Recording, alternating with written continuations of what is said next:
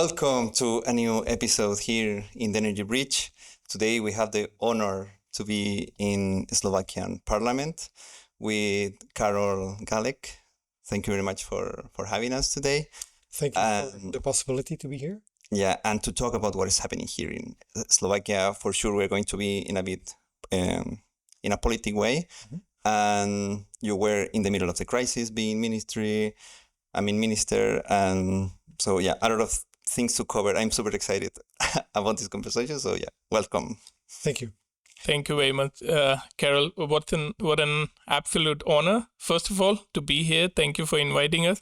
We're looking forward to getting into all of your journey, of course. But where did it all start? Tell us about a bit about your career and how did you land up in a parliament? Thank you very much for the opportunity to be part of this podcast. I really like this new type of dissemination of information. We are now in Slovak Parliament. This is the place where I'm working now for more than 10 years. And where the whole started? Well, that's a very good question. I don't feel to be like a real politician. I'm more somehow who is bringing the facts against the populism. And this is why I've been also the state secretary at the Ministry of Economy from 2020 up to 2022, just during the energy crisis. But the way to be a politician or to be a part of the political way started in 2009 approximately, when I came from the United States. I was also working there for half a year. I was responsible for renewables in one company, a European company, which was dealing with renewables in the United States with wind, photovoltaic, geothermal as well. And when I came back with my wife, we started a company. We wanted to do a small photovoltaic power plants for people. Unfortunately, very soon we discovered this way would be a little bit not that easy, critical. There were many obstacles. And my wife, one day, she told me, well, Karol, you have to do something that it will be easy. You have to be a politician. Well, you have one vote. Exactly. At that time, one guy called Richard Sulik, he was just founding a political party, a liberal political party. And I asked him if I may join him. He said, definitely, we need experts on many fields. And so I proposed to him, my expert field is energy, renewable energy especially. And the journey started in 2010 approximately. And but before I came to Parliament, I was just somehow supporting the party. Actually, I really like politics and politicians.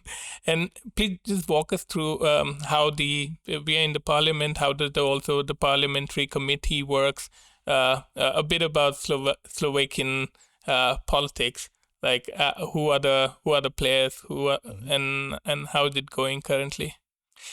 First of all, you need to be elected. So you have to join all of the process before the election, to go to the streets, to talk to the people, and to really offer them a good program.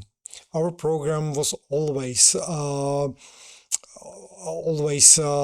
described as the best one, because it was very detailed on many fields, also on the field of energy and economy as well. And as soon as you are elected, you need to decide either you are in opposition or in coalition. If you are in coalition, you will get the opportunity to be also the part of the execution. It means to be at the ministry or a state secretary at the ministry as myself. And if you're in parliament, of course, we have 150 parliamentary members. You need to go to every parliamentary session or to the committee sessions. We are sitting in the room of the economic committee now. But if you are in opposition, it's very boring because you can propose whatever you want, but it will never get to be true because the coalition will vote all the time against it. If you are a part of the coalition, it's more convenient, it's much more better, but to be a part of the ministry is even many times better because the process is much more faster. If you have an idea, you are able that the idea is going through to the realization really not in seconds, but really in weeks or in months. In parliament, it's lasting because the legislative process is quite long. You have the first reading, second reading, third reading, you have all of the committees. If you are at the ministry, you are doing the crucial things you are deciding on a daily basis. And this was also the time when I went to the ministry in 2020. We started with the energy crisis, with COVID, with the stop of Russian gas. Slovakia before was at 100% dependent on Russian gas, and suddenly the Russia started the war with the gas. Actually, they just stopped to fill all of the gas storages in Europe from one day to the another, and they made the pressure on the market, and the price of gas and electricity went really rapidly, very fast up, and we were focusing the question where to find another source of gas. Slovakia is the second most gasified country in Europe. You will have the connection to gas to really every building in Slovakia. The first one on that time was Netherlands, Holland. And the consumption of Slovakia is was 5 billion cubic meters a year. And this is an amount which you are not able to replace from one day to another. But we had really good people behind us, really good experts, and it went really very fast. That after the energy crisis started, we were able to cover 70% of all of the deliveries from Russia by another gas from other source. The Russian gas was still flowing, sometimes yes, sometimes not, but on the same time we had already contracts for 70% of this amount with for LNG from United States or the gas from Norway. Wow, you went immediately to the point. You're a very politician to talk about it. But I just wanted to highlight why we are here today with you, because you have a technical background. We can feel it. And just to mention that you have a PhD in geothermal, and also you made the same master program than us in renewable. So just to highlight that you are a technical person in the parliament. So just to know, I mean, we can go deeper into this period of crisis being economy minister. But how is to have conversation with politicians, because you are coming from a technical background, but with numbers in the table, so you can show them like this is what is happening. Yeah, this is a very good point, because politicians are usually populists. They just need to get to be known, to be on media, and this is not something what the technicians as me are understanding. So I have still quite issues with all of the social media and so on. But after our party came to parliament, I would say also the culture changed a little bit. The people were informed about the numbers, about everything was behind, especially those they are interested, they were listening. And started the discussion with industry, started discussion with the companies they are delivering or they're selling the energy. And through my person, those information came to parliament as well. So this was something what was really necessary, and what was really necessary also for the second part when I was at the ministry. I was not the minister, I was state secretary. So this is the Sorry. second person behind the minister, but responsible specially for all of the energy questions. Okay. So everything what was going around the energy was in my responsibility, and really with the energy crisis, it was the topic number one actually. Yeah. In the Ministry of Economy, there are different state secretaries for different topics, and you were energy head for. Exactly. There is the minister, and you have two state secretaries. My colleague, the second state secretary, he was responsible for all of the economic questions, for the support of industry, for everything what's going on with the economy. And I was the one who was responsible for energy. But at the end, it's super related. Yeah, it's super related, and it's really making sense because the energy prices needs to be really kept on a lower level, but especially you need to have it. Yeah. And this was the issue during the crisis. I told you that we needed really very quickly to have some other sources of the gas, and I told you that the first LNG tanker came just 4 months after the energy crisis started. Just to imagine, and just the question, what do you think? How many, our consumption in Slovakia is like 5 billion cubic meters of a gas a year. What it means, how many LNG tankers we would need just to replace this amount? What do you think? It's a quite easy calculation, but what do you think? A couple of hundreds? No? More? It's 50. Only Really? 50, wow. Oh, wow. Just 50, because it's like one compressed LNG cubic is 600 cubics of natural gas. So if you will divide it and by the capacity of LNG tanker, we would need only 50 tankers a year. A year. So if somebody is telling me, well, the transport with the LNG tankers is not that environmental friendly, I'm saying, well, but compare it with the delivery from Russia, where the money is going. It's a bloody money, actually. It's supporting the war. So I would better choose 50 LNG tankers. For now, of course, we need to lower it down, and during the crisis, we went by 10% down with the consumption, and there are other options as well for the future. But for now, I would better choose LNG from democratic countries over the gas from bloody Russia. So that everything happened during COVID. So everything online, coordination online, meetings. So how was to get into an arrangement with Norway? Why Norway? And it was through Poland, I suppose. So how was the interconnection with all the coordination? Actually, this pipeline gas from Norway was coming through Germany and Czech Republic, because on that time there was no interconnector from Poland to Slovakia. This interconnector was done and open in 2022, just on the end of our era at the ministry.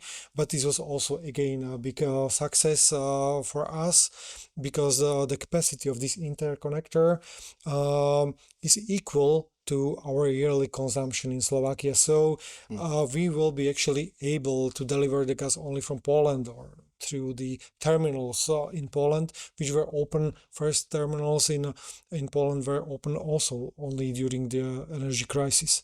But Slovakia is currently open to all of the neighboring countries: Czech Republic, Hungary, Austria, Poland, and Ukraine as well. With those gas interconnectors, we can ship the gas in and out through those interconnectors.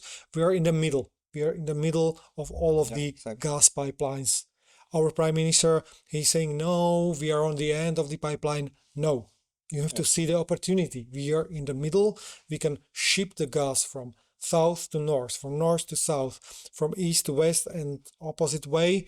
But of course, there are people, they are just seeing the obstacles and also doing everything for this and saying, no, we need the Russian gas. And there are people, they are seeing it as an option, as a future opportunity for Slovakia.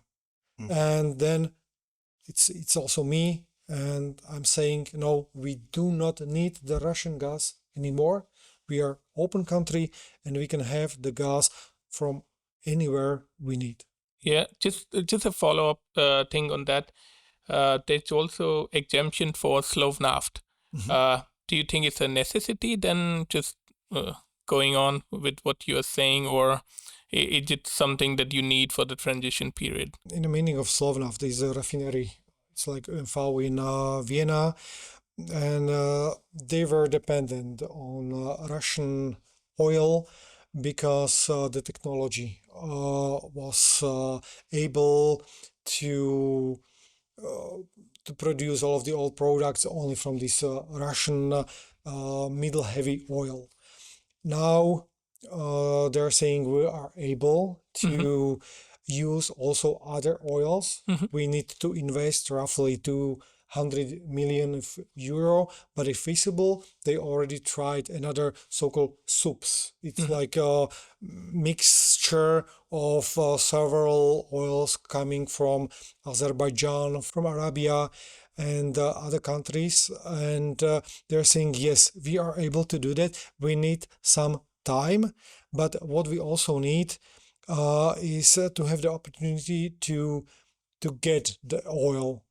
And there's currently on Yamal, which is the pipeline coming through Croatia, Hungary to Slovakia instead of the pipeline coming from Russia. This is the option, but there is a bottleneck in Croatia, which will be needed either somehow technically rebuilt, or there is also another option to put some particles inside of the oil that the friction is not that big, and this will also made feasible to bring more oil through this bottleneck. But again, our prime minister, he's unfortunately very Russia friendly, and instead of going to Croatia or Brussels to discuss about this bottleneck, he's better going to Moscow to discuss how to get more oil from Russia. And this is something what, in my eyes, is very, very bad. Is there some kind of fear of coming back? Because now, since the crisis, you created like new connections with the neighbor countries, right? So these connections can remain because they are physical pipelines. But is there some kind of fear of coming back to Russian gas? Those connections are for gas. With oil, it's not that easy. There is only one connection from Russia, and the second from Croatia through Hungary, and those are the only two pipelines for oil. But definitely, I'm always saying we are ready to be disconnected from Russia, because every liter, every drop of oil, or every drop of gas which is coming from Russia, and we are paying for that, is financing the war as well. Yeah. As long as we will finance the war, this long will the war last. So if we will stop the financing of the war through oil and through gas, in that moment, the war will end. Not immediately, but this financial source for Russia is very important. And I'm really happy for all of the initiatives European Commission is doing, and all of the terms like 2027 end of Russian gas and everything, and also for the oil. But politicians are like our prime minister or Hungarian prime minister, they are still going against it. And this is where the fear is really bad. But the elections in Hungary are this year, in Slovakia next year, and I am hoping that something will change. Also in the minds of people, they will understand that Russia is not our friend anymore, and that we will really join the real European Union, not only on a paper, but also with our minds. Just going forward, also, you have been very critical of the lack of transparency for the new nuclear project that is coming along in Slovakia. Could you tell us a bit about the project? What are the constraints, and why are you so critical for the project? First of all, I have to explain that Slovakia is a nuclear-friendly country in compared to Austria, and this is because of the history. We have currently five nuclear reactors running. Two are in Jaslovské Bohunice, three in Mochovce. Another one is just shortly before the start. And the Slovaks, they are saying, well, it's electricity we are having for years. There are no issues with that. However, in Slovakia, I have to be honest, there were two problems with the nuclear reactor. There is A1 reactor in Slovské Bohunice. There was a crash even 2 times. 2 people died, but it was not that serious as we saw in Fukushima or in Chernobyl. The acceptance is very, very high. The share of the electricity produced by nuclear in Slovakia is 60% plus. So the production in compare to the consumption, we are the second strongest country in Europe in the meaning of the share of nuclear power after France. That's why if you are saying about the new nuclear reactor, it has a quite big support in not in the meaning of politicians, but also inside of the public. It's not a new project. This project started already in 2009. During our period, we made several decisions that the project will continue. We changed the law. Also, there was a zoning permitting process done during our stay at the ministry. But what happens when our current government came to the power, that the prime minister, he found the project on the table, like almost ready, and he started to think who might be the one who will deliver the technology. We are talking about 1.2 gigawatt reactor. There are several technologies available on the market. The one which is mostly discussed is the one from Westinghouse. There is another one from Framatome EDF, and the third one is from Korea. However, the Korea, they are using the same technology as the Americans. And he started just to talk about the talks. We were talking to Westinghouse. We decided that Westinghouse should be the one who will do it. But I'm asking why? Why? You should make a normal, open, transparent process to really put all of the parameters on the table, to talk to the public, to talk to the politicians, and really to have on the end the best option for us. But this will not last 1 year.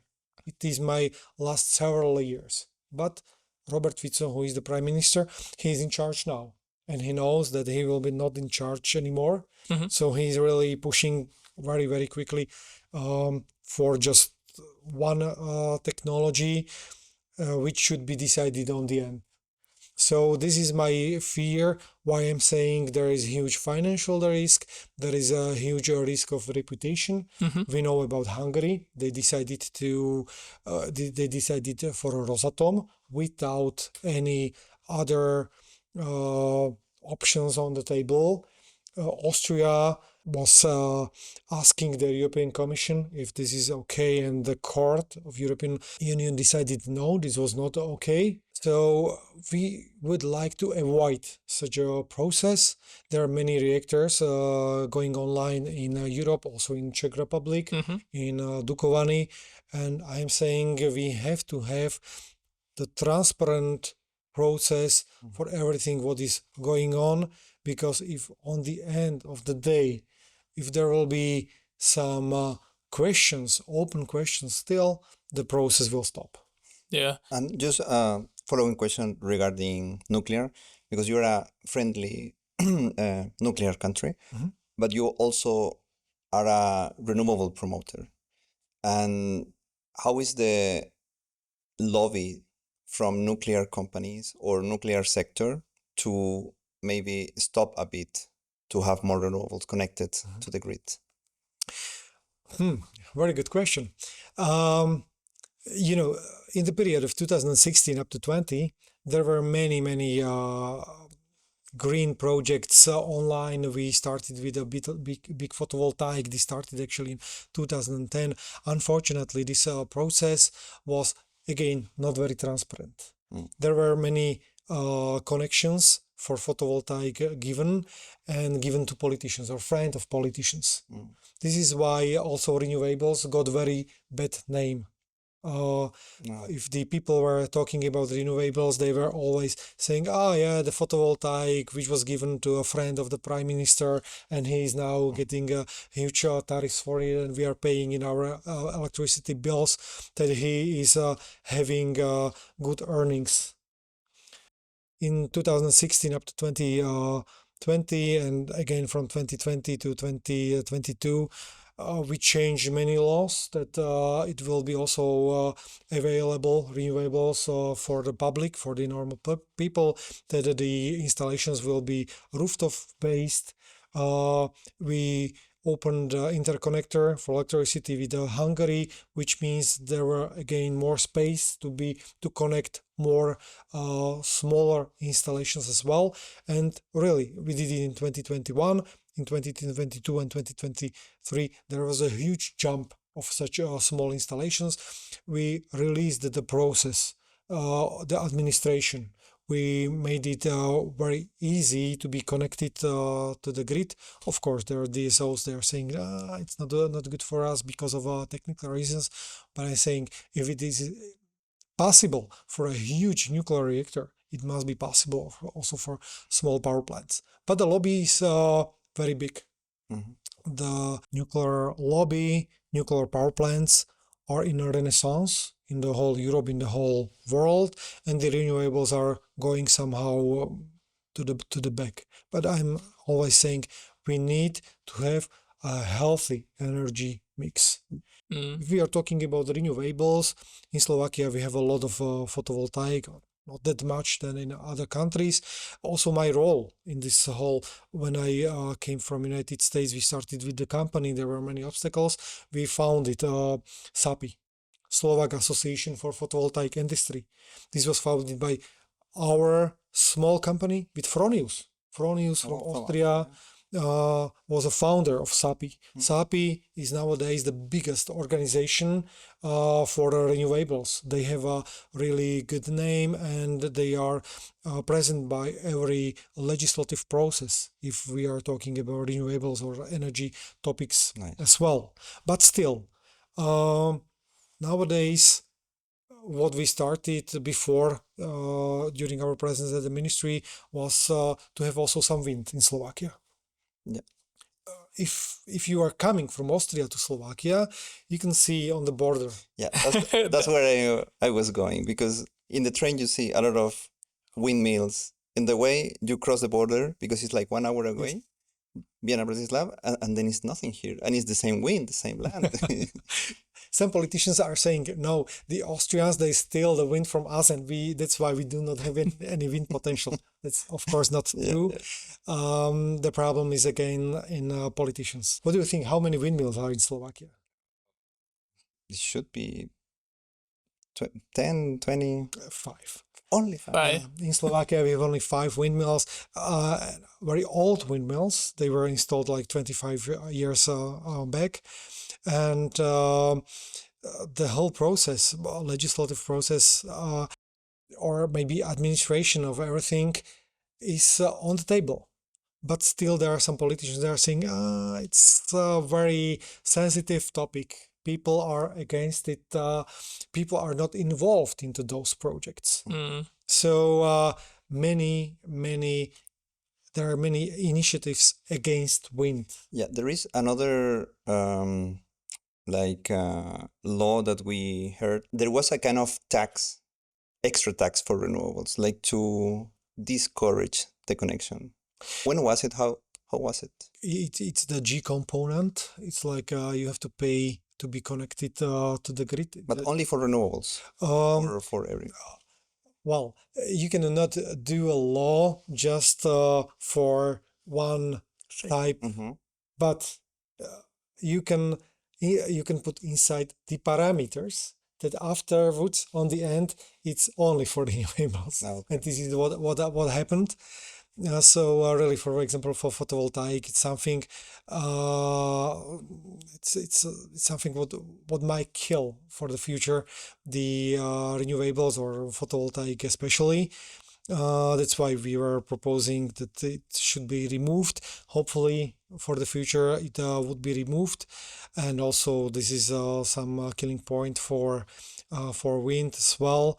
I'm hoping that if we will be part of the next government, that we will be able to be more open for renewables and renewables. But also tell us a bit about the potential of where you think the renewable can be exceeded. Where's the huge potential for Slovakia, and also Slovakia being in the middle, and it had huge potential for also exporting energy, right?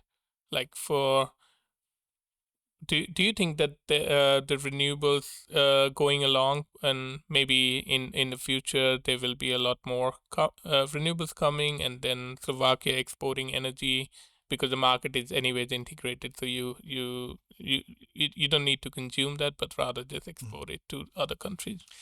Slovakia is currently export country for electricity. So we are really selling a lot of electricity to the market. Of course, it's in private hands mostly. The biggest producer, Slovenská elektrárne, is owned by 34% by the government, but we do not have any management rights. So it means they are selling the electricity mostly to the market, partially also to the people directly. This was one of our steps we did during the crisis, that we made an arrangement with Slovenská elektrárne that one part, 6 terawatt hours, will be delivered directly to the people for lowered price.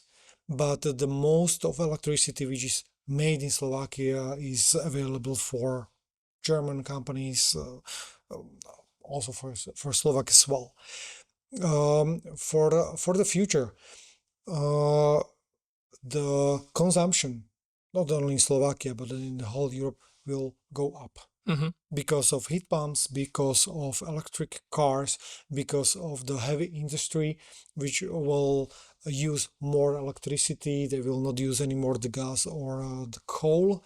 And the consumption will go up according to our calculations, maybe twice by the year of 2050. That's why we will need more sources. On one hand, nuclear, this is the new nuclear reactor, but also we will need more renewables for the peaks as well. So I think the potential in Slovakia is not only if we are talking about renewables in small photovoltaic power plants, but also in wind, small hydropower plants as well, biogas as well. So the market is just waiting to be found, to be more open, and that the barriers, political barriers and administrative barriers are removed. And we don't need to talk only about production. Production is one part of the whole puzzle. On the other hand, is also the consumption. We can make higher energy efficiency to lower the consumption, to not only by households but also by the industry as well, and we can also make energy communities. This is something Yeah. It's coming. missing in Slovakia still. So Slovakia is really still a country which needs to be found, to be open, but something needs to be changed also in the political thinking. Yeah, and we're going to go into energy communities. But before that, you mentioned us before recording this agreement that you made with the generators, because you were having 1,000 euros per megawatt hour, and it's a deal to reduce the price for households, and it's still ongoing. How was this process, and how is the future? During the energy crisis, the prices of electricity and gas on the market went rapidly up. On the 26th of August 2021, You remember the day? I mean, it's this was for us really something like a Black Friday, right? oh wow, yeah. The energy of electricity went up to 1,000 euro per megawatt hour. Wow. The gas was like 330 or something, and we needed to do something very quickly, because households in Slovakia, they have still the regulated price, and the regulated price is calculated by the market. You are taking a 6-month average, and this average is something what from which we will calculate the price for the next year.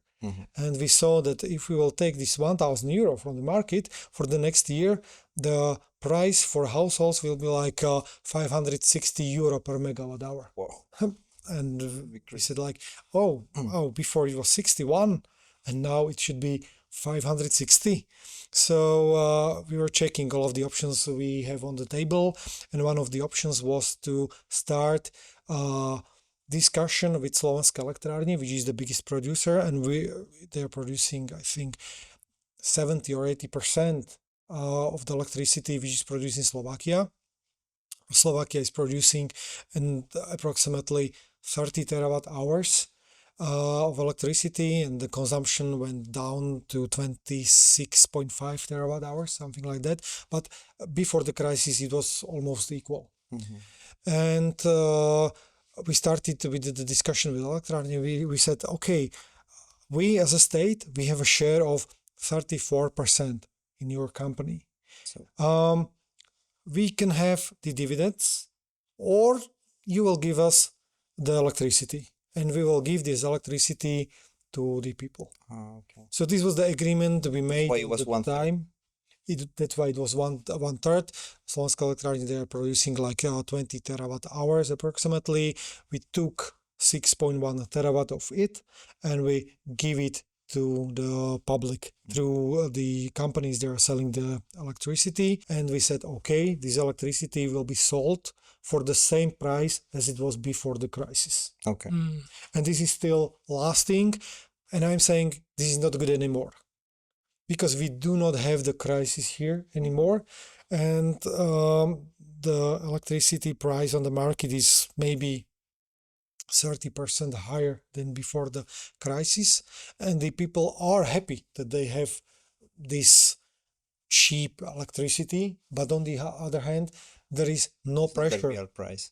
Sorry? It's not the real price of the market now. On one hand, it's not a real price, but on the second hand, there is no pressure to make some energy efficiency installations. The people are not willing to insulate their houses, Yeah. to go for renewables, or to go for heat pumps, just because the electricity is still very cheap. Yeah. And Yeah, just on that note, you were also part of the our forum last time, and around energy communities. Where is Slovakia right now? Because the last mile, and you're already talking about, there's no incentive for people, or there's already some incentive for people to create energy communities, to be more efficient, to get some connection going. But what is lacking in Slovakia for a robust framework for energy communities? It was very interesting forum the last time, because everyone was talking about energy communities in Austria, 6,000 energy communities in total. And the next question from you was, how many communities do we have in Slovakia? And I was like, oh, 2, 3. Unfortunately, we have a law which allows to make you an energy community, but it's not only about law. It's also about administration, about the bureaucracy, and it's about the regulatory office as well. And unfortunately, our regulatory office, he's doing everything for centralized energy politic. Mhm. And I'm Mhm. saying, no, we have to decentralize it Mhm. as much as possible to make it available for the people. And this is the biggest fight with our regulatory office. And there are still many obstacles Mhm. on the bureaucracy side and the administration side, and we need to remove it. I hope this will happen when we will be in the next government, and this will somehow create more energy communities. But what is still lacking, it's the dissemination of information. Mhm. People in Slovakia, they do not know what is energy community, unfortunately.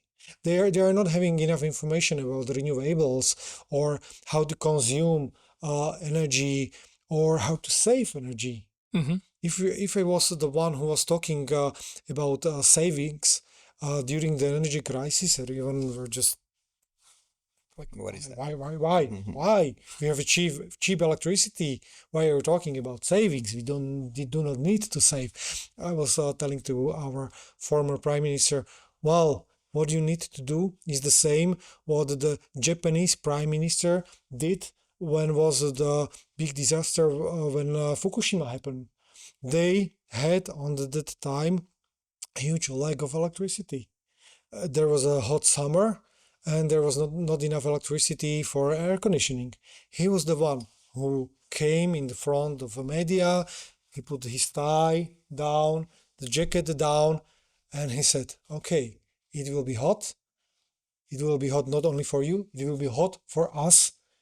We are on the same ship. We need to save, and every one of us need to do something. The consumption went down by 20%. They did it. This is the crucial point, what we need to do. And it's not starting by the people. It starts by politicians. They are saying what is necessary. The people are listening. But if somebody is saying, no, we don't need to save energy, that's not true. But it needs to come from politicians, from somebody who is in charge. And just coming back to Rahul's questions about Slovakian potential and taking your geothermal expertise, it's similar with Austria. I mean, in potential with Hungary, but you are the expert. So what is happening with geothermal in Slovakia since you have like in a gold mine of heat, let's say? Yes, Slovakia is very rich on geothermal energy. I would say even richer than Austria, maybe not that rich than Hungary, but the mining law in Slovakia is quite obsolete. On one hand, we are treating geothermal energy the same way like gold or other stuff which is inside of the earth. And on the other hand, there are many obstacles if you are going to the realization of using of geothermal. You have a quite long process. If you are drilling for geothermal, there is no real support for drilling of geothermal and using geothermal. Yes, lastly, the law changed as well, but still, if you are going for geothermal, searching for geothermal, there is a quite big risk because geology is not exact. Yeah. Geology is, I think it will be there. You have to search for it, you have to drill for it, but on the end, maybe it will happen that the geothermal is not there or not in that amount you expect it. And that's why it's very important that this risk is covered by European funds or somehow by the state. But we have really good places like on the east of Slovakia. There is this Košice basin. There is a project which is on the table for 30 years already. There is also European financing, and hopefully next year it will be finalized. The potential is to cover 50% of the consumption of the heat by the city of Košice, which is the second biggest city in Slovakia, just by geothermal. Wow. There are other cities like Galanta, which is I think by 1/3 covered just by the geothermal heat. The potential is there. It just needs to be opened and supported. Going forward, we are creating this bridge, and we are very honored to have you in also the other policymakers who are very open to talk about these topics, and they also want to go closer to innovation and understand how to ease the policy making and regulations for innovation. You being someone who is an expert on the subject as well, and being in the position where you can influence the policy making, what what what are the topics that you find it difficult to tell it to your fellow MPs or fellow policymakers about, and they just want to do some populist stuff to lower prices, but how to explain them flexibility, how to explain them other stuff, like where do you feel the challenge? Yeah, energy and power. Like Thank you. You're saying that I'm an expert on, but I'm always saying I'm the guy with one eye, but the others are blind, unfortunately. So at least I'm really trying to explain them what is actually grid balancing, how the electricity is working, because they're thinking that the electricity is like a watering pipe. Just open it, and it's there. It's not true. You have to produce it. You have to balance it. You have to bring it. There is a market, international market for energy. They don't understand that the energy production must be equal to the consumption. They see a 1 megawatt solar park, and they think that this park will produce 1 megawatt all the time. Sometimes you have to explain them everything about physics. It's challenging, but it's essential. Sometimes they are coming to me with a bill for electricity. Karol, what's this? What's this tariff? Why we are paying for that? Behind there is a story all the time. Some of them are listening, some of them are not, but we are on a good way. Before I was the only politician who understand the basics of energy. Nowadays there are other as well. Almost every party has someone like that. We are talking together. We are also here at this economy committee, somehow connected. We founded also energy subcommittee just last year. I'm the vice chairman. My colleague from the coalition is the chairman. We had already one round for discussion with public. So it's going on, it's going forward. Of course, it's lasting. The energy topic is not that sexy in compared to other topics, but I think we are really on a good way. Amazing. And going towards our final round, which we have just installed. What do you say about nuclear energy in Slovakia? Is it a bridge or is the destination of Slovakia? It's a bridge. It's definitely a bridge. I would not say to renewables. It's a bridge. There is something just around the corner. I'm sure that there will be cleaner technology, more stable technology, but we have to cover the time for several maybe years. So definitely, it's just a bridge. just out of curiosity, but what do you do now with the waste from nuclear? The waste is stored. It's stored in on one place. I cannot say Yeah, that sure. because it's also a question of the security of the state. And afterwards, we should build a depository for the long time. This depository should be done in 2060 in Slovakia. However, the taxonomy is saying if you would like to invest into new nuclear or invest into the technology based on nuclear, you have to have it by 2050. So we are behind the time. I hope there will be an option to open the question with the European Commission as well. But currently it's deposited. It's so-called short period depository, and afterwards will be built a new long-term depository for hundreds of years. Regarding the windmills that you can see from here in the Austrian ones, do you see it like a closed or distant future for Slovakia? No, for me, it's a close future.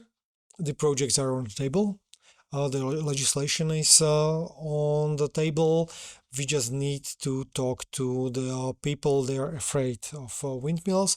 What is helping a lot, just to go to Austria and to talk to companies they are installing this, or to go to Bruck an der Leitha, to Energy Park. There is this windmill with this platform for Yeah, that you can visitors. visit. Yeah, it's super cool. So this is something what we need to do to talk to the people, to explain them it's not dangerous, and to make them to be a part of it.